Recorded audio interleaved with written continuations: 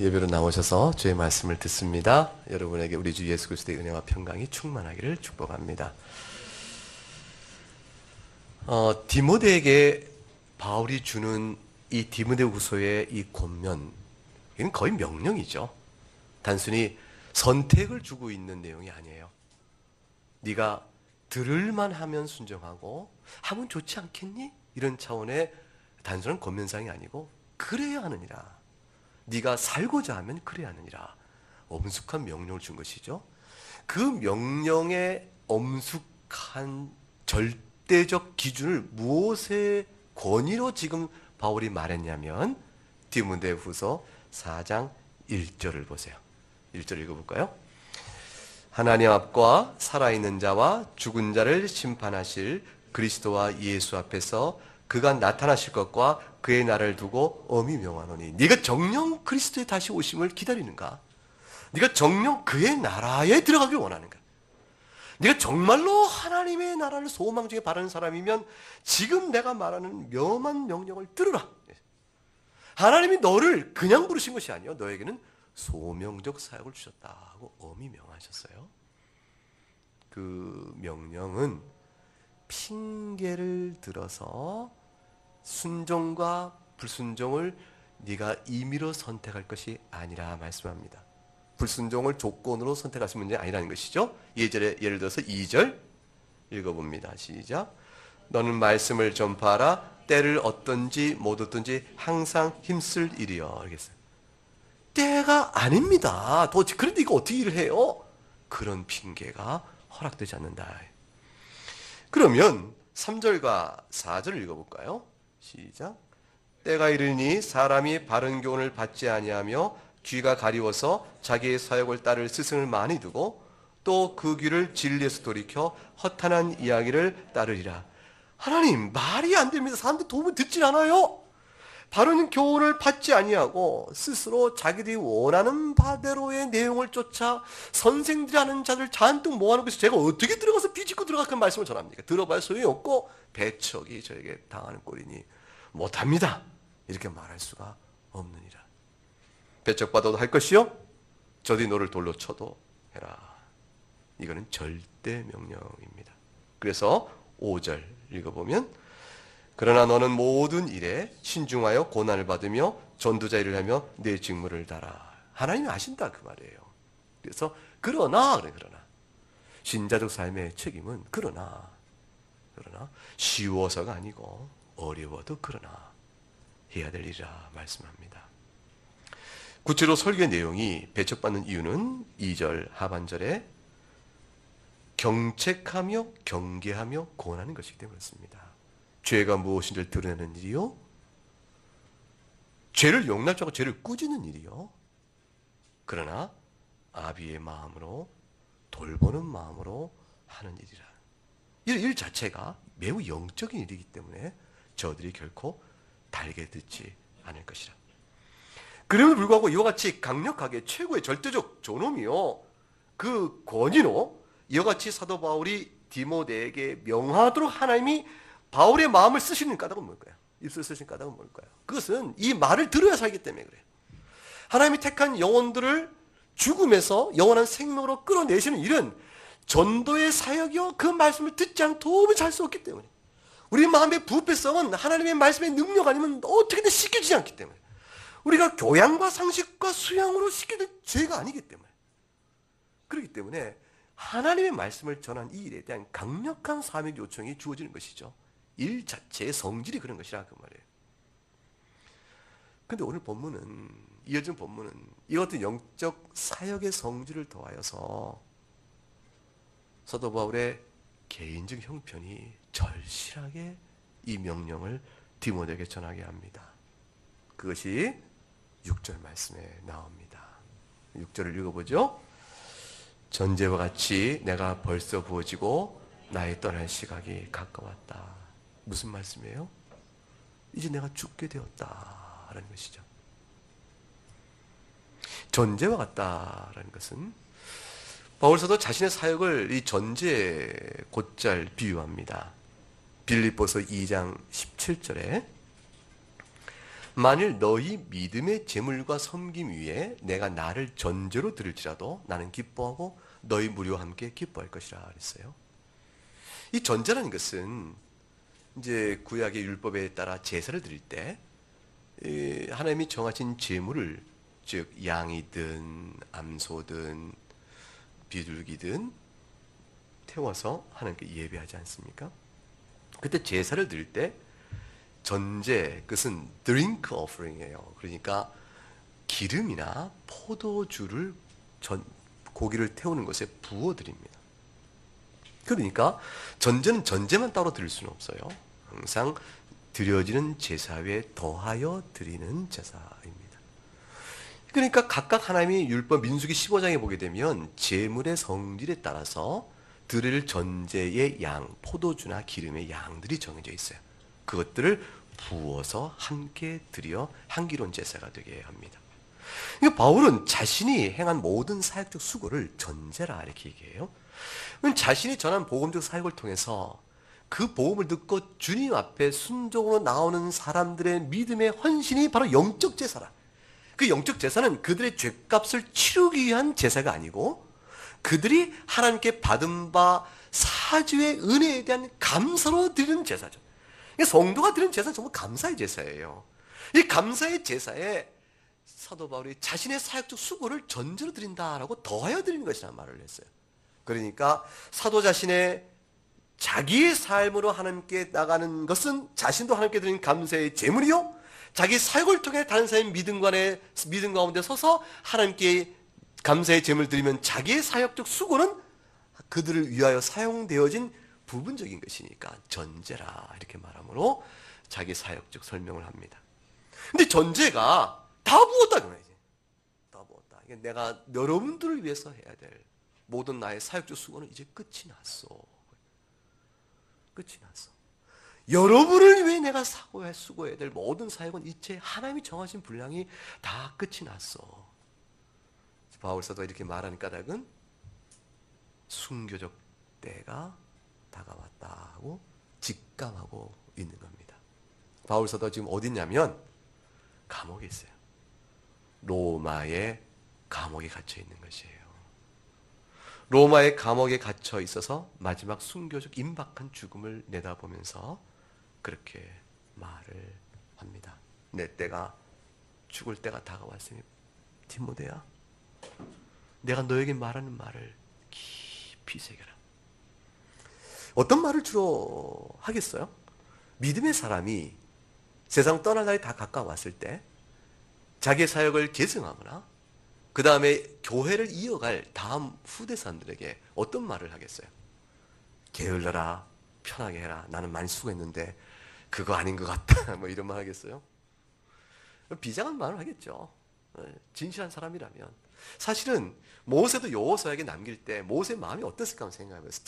참 저는 모세가 이 마음이 어땠을까. 자기는 한평생 주의 약속을 바라보면서 가나안 땅 보기를 얼마나 소망했을까요?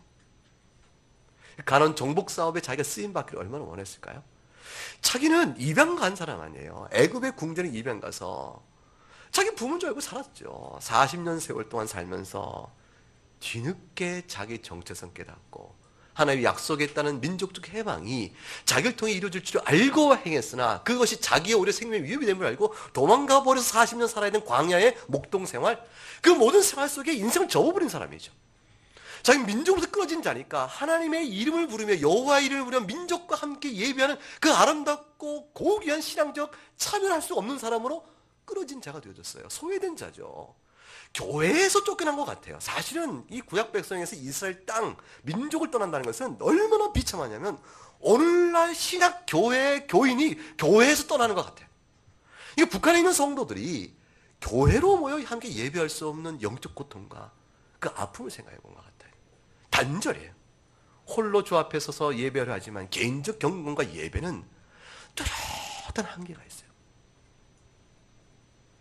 모세가 그렇게 긴 세월 보내고 하나님 부르시는 거예요.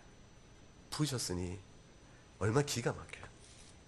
그 부르심 받아서 비로소 출애굽에 놀라운 사역을 하고 이래서 광야를 쭉 가는 동안에 모세가 그만 한 번의 성정에 하나님의 거룩성을 해친 실수로 말미암아 가나안 땅에 못 들어가게 되어지죠. 모세의 마음이 어떻겠어요? 여호수아를 불러 자신의 모든 사역을 그에게 물려줍니다. 다윗의 솔로몬에게 하는 말과 모세가 여호수아에게 하는 말과 다 동일하게 한 가지 원리로 쭉 줄기 잡아집니다. 그것은 뭐냐면 강하고 담대하라요. 네 힘으로 하는 것이 아니요 하나님이 돌보신다. 그러니 너는 돌보시는 하나님의 능력을 의지하며 절대적으로 하나님 말씀을 순종해라. 그거 외에 다른 말을 하지 않아요.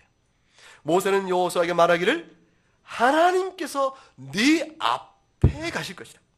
너와 함께 하실 것이다. 너를 떠나지 않을 것이다. 그래 두려워하지 말고 놀라지 말고 강하고 담대하라. 오직 그의 말씀에 순종하라. 다윗이 말합니다. 한평생 살아온 동안에 다윗의 인생을 회고해보면 사울의 내어 쫓김을 당하고 그 얼마나 위태로운 순간을 다 지내요. 그리고 마침내 이스라엘 왕이 되었으나 자신이 겪었던 수많은 고초와 고난을 생각해보면 이 솔로몬에게 왕자를 물려주는 것이 이스라엘 왕이 된다는 것이 얼마나 피곤한 일이요 위험한 일인 걸 알죠. 다윗은 자기가 시험에 무너져버렸던 죄의 위험도 알아요. 왕이라는 직책이 갖고 있는 책임의 중대함과 많은 물질과 권력과 쾌락의 기회들은 얼마나 자기를 타락시킬 수 있는 걸 잘 알죠. 솔로몬은 완전히 무너진 사람이에요. 우리가 많이 아는 대로 영적으로 타락하고 육적으로 타락한 그 솔로몬이 되고 말아요. 다윗은 자기 아들에게 왕권을 물려주며 왕 노릇 잘해봐라. 편안할 거야. 좋을 거야. 네 멋대로 인생 살아봐라. 이렇게 되어지는 이 왕 노릇이 아닌 줄 알죠. 너무나 큰 거야. 책임이 너무 큰 거야. 이 큰 책임은 영적 위기가 얼마나 큰지 말할 수가 없는 것이에요. 다윗이 체험에 알죠. 그리한 것은 너는 오직 하나님의 명령만을 지켜 그 길로 행하라. 그거 외에 네가 살 길이 없다. 모세의 율법에 기록된 대로 지키라. 그러면 하나님께서 이스라엘을 도울 거야. 네가 이스라엘 왕직을 제대로 행하는 일이 있게 될 거다. 그러면 네가 형통하게 된다. 바울도 디모데에게 똑같은 말을 하는 것이에요. 내가 하나님과 산 자와 죽은 자를 심판하실 그리스도 예수 앞에서 내게 엄히 명하니 말씀을 전파하라. 그거 외에는 다른 이야기를 따르지 말라. 똑같이 권면합니다. 30년의 자기의 사역적 기초를 놓고 권면한 바울은 이제 내가 이어온 짐을 짊어질 터인데 근데 그것은 보람없고 고통일 뿐이요 미래에 소망 없는 일이 아니다.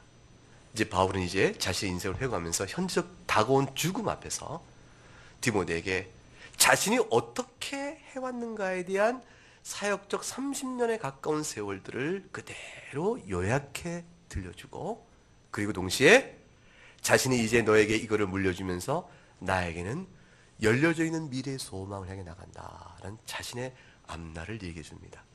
그러니까 지금 이 짧은 권면 속에는 현재 순교적 죽음을 앞두고 있는 바울에게 있어서 그가 살아온 과거 인생 여정에 대한 요약이요 간추림과 동시에 앞으로 자신이 누리게 될 받게 될 미래의 소망을 디모데에게 확신시켜주는 걸로 이어져 갑니다.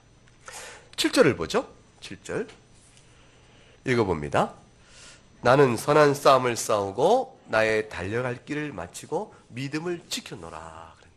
이게 바울이 디모데에게 요약해주는 자신이 살아온 사역적 전 인생 여정에 대한 간추림입니다. 자, 첫째 뭘 했다고 되어 있어요? 선한 싸움. 둘째는 달려갈 길을 끝까지 완주했다. 셋째는 뭐예요? 믿음을 지켰다. 선한 싸움이라는 것은 무엇을 뜻해요? 첫째, 선하다. 무엇이 선해요? 싸움이 선하다? 그것은 싸움 자체의 목적성이 하나님의 뜻에 합당한 선한 일이었다는 것이에요. 내가 무엇을 위해 싸웠는가? 하나님이 내게 주신 바 된 선한 교훈을 지키기 위해서 싸웠다. 그러니까 싸움 자체가 선한 것이 되어집니다. 싸움하면 이제 성경에 특히 바울서에 나오는 여러 가지 싸웠다, 달려갔다, 내가 낙오하지 않기로 애를 썼다 이런 말들은 전부 다 그 당시에 사람들이 이해할 만한 운동 경기를 염두에 두고 한 것이에요. 선한 싸움을 싸웠다. 어떤 운동 경기가 생각나요? 레슬링이나 이 복싱 같은 거죠. 그런 거예요. 엉켜 싸우는 거죠. 자, 그럼 레슬링 하는데 힘을 어떻게 써요? 적당히 써요? 전력을 다해요? 지금 이 말 속에 선한 싸움을 싸웠다는 말 속에 담겨 있는 것은 싸움의 목적과 내용이 하나님의 교훈에 합당한 것이었으며 동시에 그 싸움을 잘 싸웠다는 거예요. 이 잘 싸웠다는 것은 뭐냐면 싸움에 합당한 레슬링 선수가 레슬링을 하기 위해서 박싱 선수가 박싱을 하기 위해서 그 순간에 온 육체의 힘을 다 쏟아붓고 전념으로 했던 것처럼 나는 내 영혼과 몸의 모든 에너지를 여기에 남김없이 쏟았다. 그런 뜻이에요. 선한 싸움을 싸웠다의 내용 속에 담겨있는 일이죠. 그 다음에 달려갈 길을 맞췄다라는 말씀이 나와요. 그죠? 열심히 달려. 어릴 때 달리기 해봤죠? 해본 지 꽤 됩니다. 저는 지금 달리기 못합니다 하면은 걱정됩니다. 10m만 뛰어도 뭐 힘드니까. 이 달려가는데 보세요. 달려가는 사람이 열심히 뛰어야겠죠. 그 열심히 뛰면 목적지에 다다를까요? 못 다를까요? 열심히 뛰면 다다르겠죠? 그런데 또 한 가지 조건이 필요해요. 그건 뭐죠? 목적지를 향해 열심히 뛰어야 되잖아요. 그러니까 열심히 뛰긴 뛰는데 부산 간다는 사람이 저 평양으로 가버리면 안 되는 거죠. 나의 달려갈 길을 끝까지 완주했다는 말 속에는 선한 싸움에 덧붙여서 나는 한 번도 부르심의 목적과 방향을 놓친 적이 없다. 그 말이에요. 나는 내가 무엇을 위해 부름받은 사람이요, 내가 무엇을 위해 사는 사람인지 난 한 번도 잊어본 적이 없다. 신자가 신앙생활을 하는데 도대체 저 사람은 무슨 목적과 무슨 부름과 무슨 부름을 따라서 열심히 신앙생활 하는 것인지 알 게 없는 사람도 있어요. 열심히 기도를 하는데 기도를 왜 하세요? 항상 내 인생의 필요와 나 중심의 기준을 놓고 내 만족을 위해 기도하여 된다 싶으면 기뻐하지만 그것이 잘 안 되면 하나님의 원망과 불평을 늘어놓는 떼쓰는 아이로 신앙생활하는 사람은 하나님께서 그를 불러내어 신앙의 길을 완죽케 하는 본래 부르심의 뜻과 목적을 바로 보지 못하는 사람이라 어린아이 같은 것이죠. 나는 부르심의 목적을 분명히 바라보고 갔다. 그 부르심의 목적이 분명한 것은 무엇이었을까요? 목표가 무엇이었을까요? 그것이 그 다음에 나오는 어떤 내용일까요? 믿음을 지켜노라 내용과 맞물려요. 믿음을 지켰다는 말은 첫째, 믿음의 내용성이 있죠. 내용은 뭘까요? 예수 그리스도의 복음의 진리입니다. 예수 그리스도의 복음에 어긋나는 것, 그것은 천사가 전에도 저주했을지어다 이렇게 말할 만큼 강력한 오직 예수 그리스도의 보혈로 인한 죄사함의 은혜를 선포했던 바울이니 내가 이 믿음을 지켜노라는 말씀 속에 담겨있는 포배로운 복음적 지식이 있어요. 근데 이 복음적 지식의 내용뿐 아니라 그걸 가지고 내가 선한 싸움을 싸울 때 나를 지탱했던 한 가지 믿음의 성질이 있어. 내가 힘껏 경주를 달려갈 때 나를 지켜왔던 한 가지 믿음의 원리가 있어요. 그건 뭘까요? 살아계신 하나님 나를 지켜볼 것이다. 살아계신 하나님의 말씀대로 지켜갈 때 그 말씀대로 지켜갈 때 나에게 그 말씀을 주시고 교훈하신 하나님은 약속을 지키실 것이라. 하나님이 나를 사랑하셨으니 죄인 중에 괴수인 나를 불러서 주의 몸된 교회의 사역자로 삼으셨으니 이 은혜를 내가 어찌할꼬. 내가 주 앞에 서서 이 믿음을 지켜갈 때 믿음을 지켜 힘을 주신 주께서 마지막 날에 나에게 반드시 유면치 아니하시고 나를 붙으실 것이라. 그 하나님을 믿고 의지하면서 나 또한 주 앞에 내 믿음의 성실함을 주의 은혜 가운데 내어놓았다. 그 믿음을 지켰다. 나를 평생 동안 사랑하신 하나님을 내가 어찌 배반할 것이냐. 그거죠. 나는 주를 외면한 적이 많았으나 그토록 오랜 인생 가운데 참아주신 하나님을 내가 어찌 배반할 것이냐. 주께서 나가 죄인 중에 괴수인 나를 불쌍히 여기셔서 그리스도의 복음에 이방을 위한 사자로 나를 세우셨으니 이 은혜가 얼마나 큰지 내가 어찌 주를 떠나겠는고. 내가 주를 향한 믿음의 관계의 신뢰를 한 번도 놓치지 않고 살았다. 믿음을 내가 지켰노라. 요셉이 보디발의 아내의 유혹 속에서도 강하게 뿌리치고 옷을 벗긴 채 나가더라도 하나님이 살아계시고 나를 한 번도 버린 적이 없는 하나님이시오. 나를 외면치 않은 하나님이시오. 그 하나님께 내가 어찌 범죄하겠는가, 득죄하겠는가 라고 죄를 끊어버렸던 요셉의 믿음의 순결성, 믿음을 지킨 것이죠. 다윗이 사울을 죽이지었으나 하나님이 세우신 질서 안에 기름 부은 자인 줄 알고 하나님의 통치, 그 섭리 앞에 그를 맡기고 자신의 운명을 맡기고 미래를 맡기고 삼가 그의 목을 치지 않았던 다윗의 순종은 믿음을 지켜가는 자기신의 아주 진실한 태도였죠. 내가 그렇게 살아왔다 얘기하는 것이에요. 바울은 타협하지 않았다. 주님만을 바라왔다. 디모데야, 그렇게 하라. 이게 내가 살아온 인생의 나의 사역의 간추림이다. 이런 간추림은 성도도 한 인생 살면 똑같은 원리에 따라 내용이 주어지는 것이에요.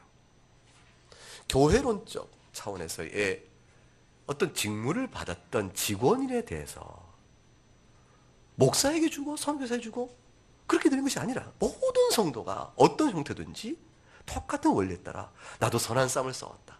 이 싸움이 어찌 성도에게 없는 싸움이겠으며 나도 한 인생 달려갈 길 완주했다. 예수 그리스도의 표대를 향해 살아가는 믿음의 성도의 삶이 어찌 예외가 있을 수 있겠으며 믿음을 지켜놓으라 말씀 속에 나는 상관이 없다 할 성도가 누가 있겠어요? 여러분은 지금까지 살아온 인생의 내용을 어떻게 간추리겠어요? 자, 지금 빨리 요약하세요.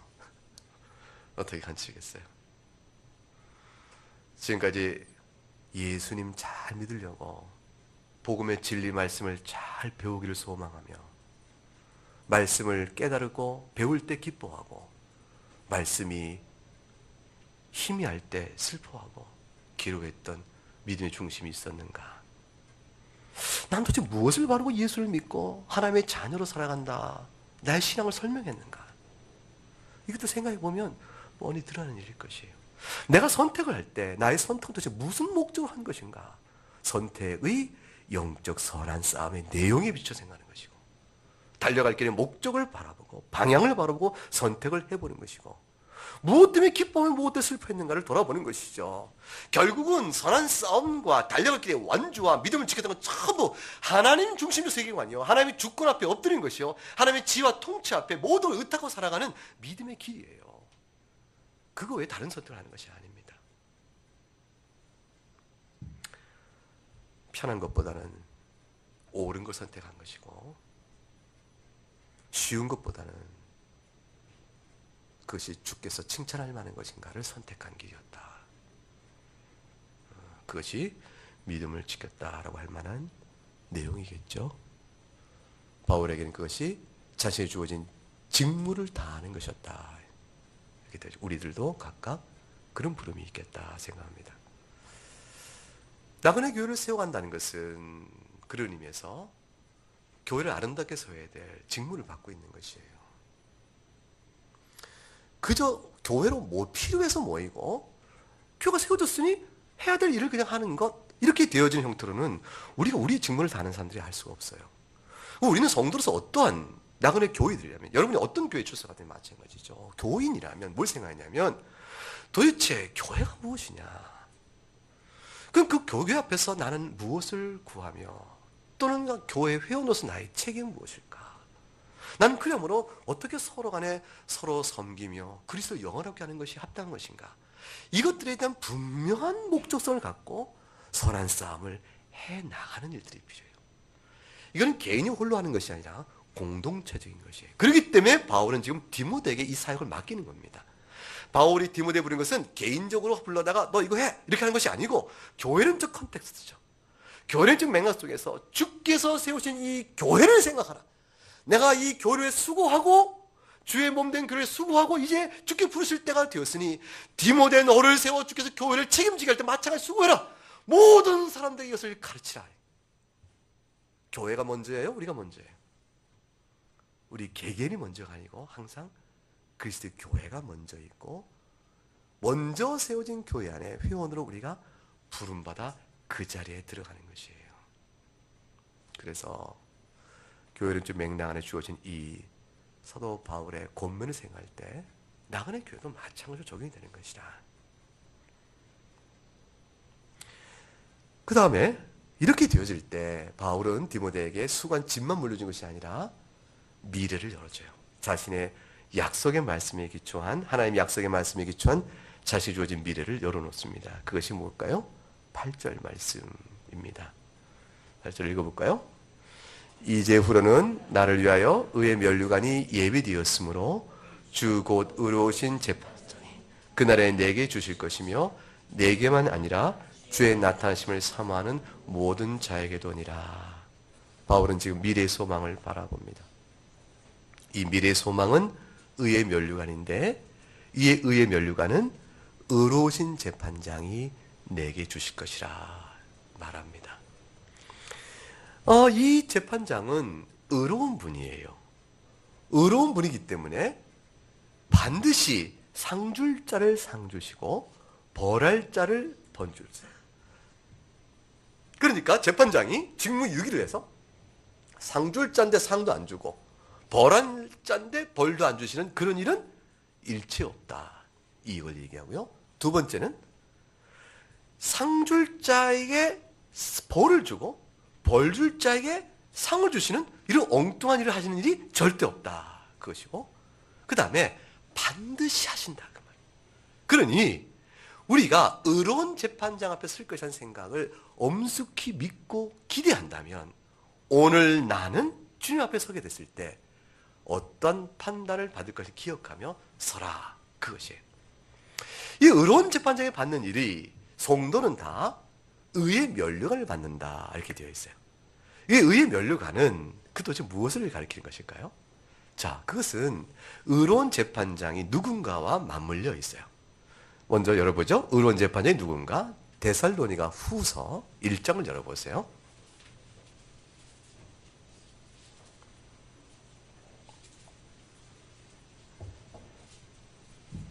데살로니가 후서 1장 6절로부터 9절까지 말씀을 보겠습니다.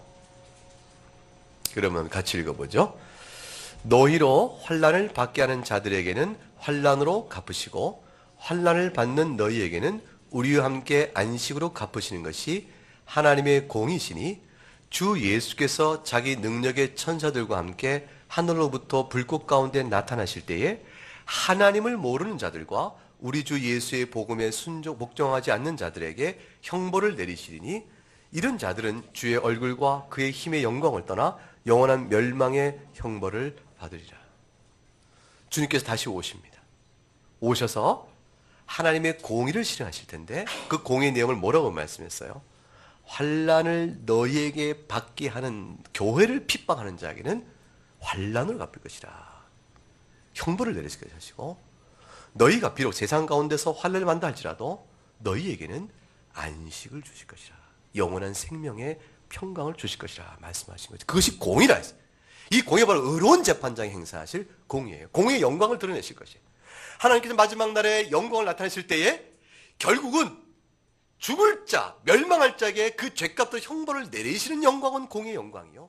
우리들에게는 환난받은 우리들에게는 안식으로 갚으시니 그 안식이 우리의 공로의 대가가 아니라 하나님의 긍휼로 받는 것이므로 우리를 용서하시고 영생으로 이끄시는 하나님의 의로운 판결은 우리를 통해서 긍휼의 영광을 나타내게 되십니다.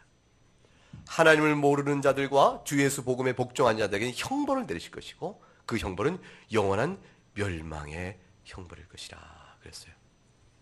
그러면 우리가 받는 의로움이라는 것, 우리의 안식이라는 것은 우리의 행위로 인한 공로적 대가인가? 그걸 얘기하고 있는 것인가? 그것이 아니에요.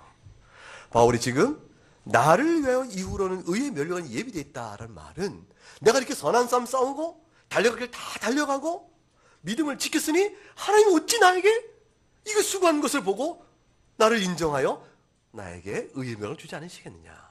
이렇게 자기의 수고한 대가를 기초로 공로로 내가 보상을 받을 만한 자격이 있다는 말을 하는 것이 아닙니다.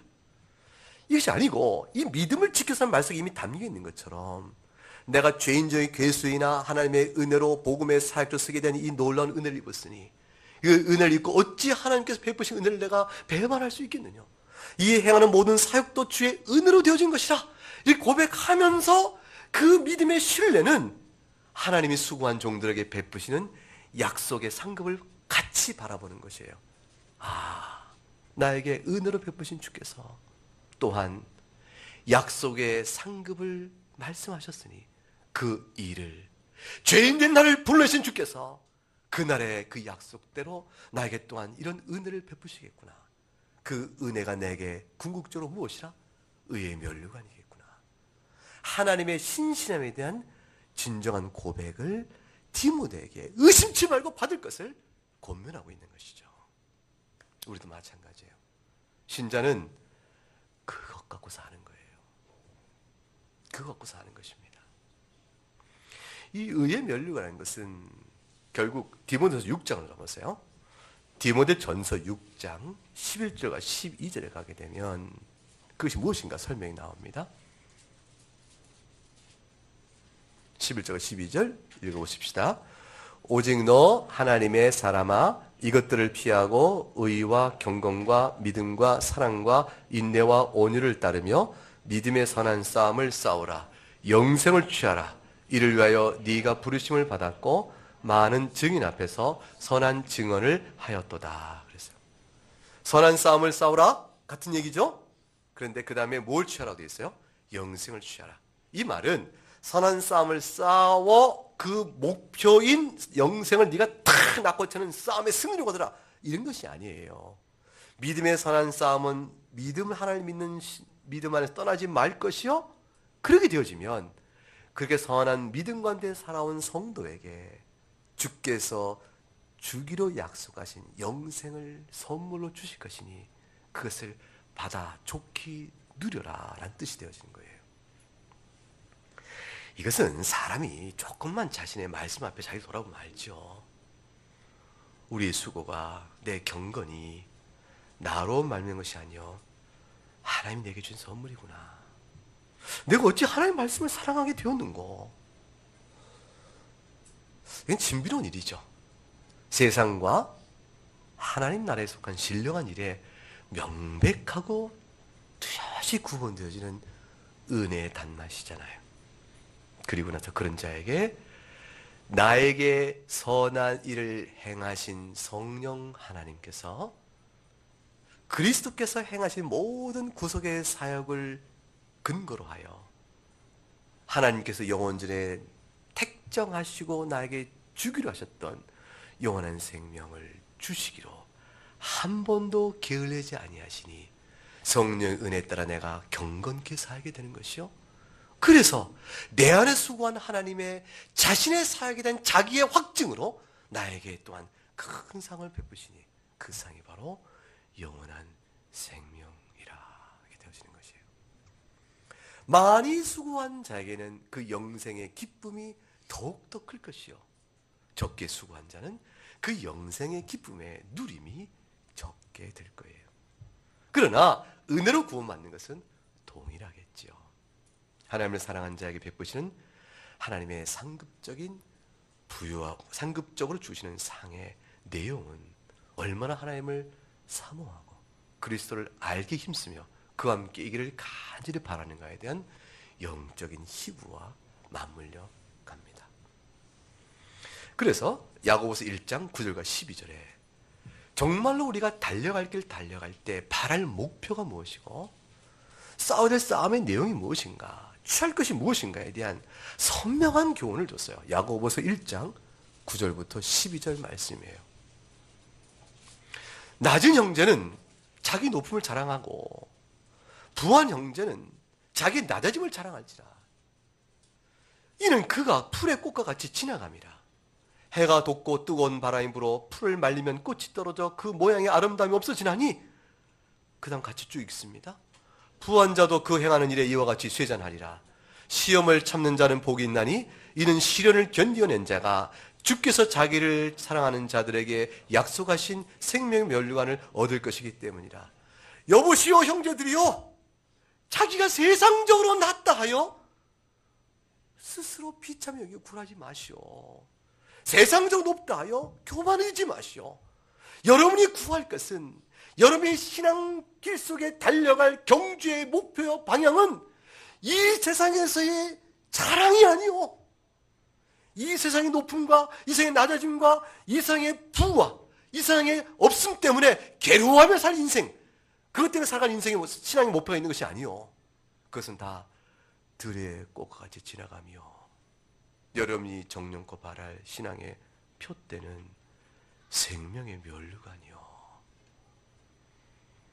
그러니 믿음 가운데서 주어질 이 영원한 상급을 바라보면서 설령 자기가 지금 낮은 처지에 있다 할지라도 주께 이 영광을